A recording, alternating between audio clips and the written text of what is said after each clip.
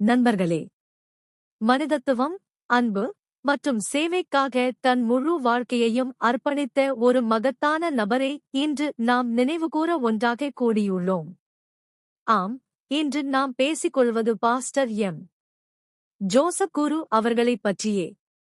அவரின் இனிமையான பேச்சு, நேர்மையான வழிகாட்டுதல் மற்றும் இணைமையற்ற சேவை மனப்பாங்கு காரணமாக அவர்கள் அனைவரின் இதயத்திலும் ஒரு தனித்தடத்தை ஏற்படுத்தினர்.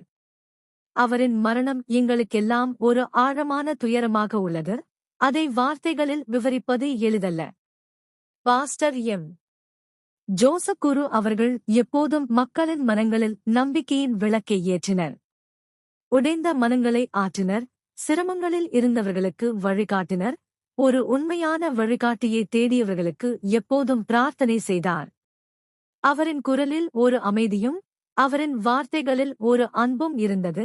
அது மனிதர்களுக்கு வாழ்வதற்கான துணிவை அளிக்கும், பயத்தை அகற்றும்.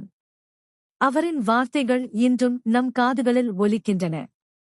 அன்பு செய்யுங்கள், ஒருவருக்கொருவர் துணையாக இருங்கள், கடவுளின் கருணையிலிருந்து ஒருபோதும் நம்பிக்கையை இழக்காதீர்கள். அவரின் பிரிவு எம்முள் ஒருபோதும் நிரப்ப முடியாத ஒரு வெற்றிடத்தை உருவாக்கியுள்ளது. ஆனால் அவரின் போதனைகள், அவரின் நன்மை மற்றும் அவரின் சேவை பயணம் எங்களின் இதயங்களில் என்றுமே உயிருடன் இருக்கும். இன்று நாம் அனைவரும் அவருக்காக பிரார்த்தனை செய்வோம், அவரின் நினைவுகளை மதிப்போம் மற்றும் அவர் காட்டிய பாதையில் நடப்பதற்கு முயல்கிறோம்.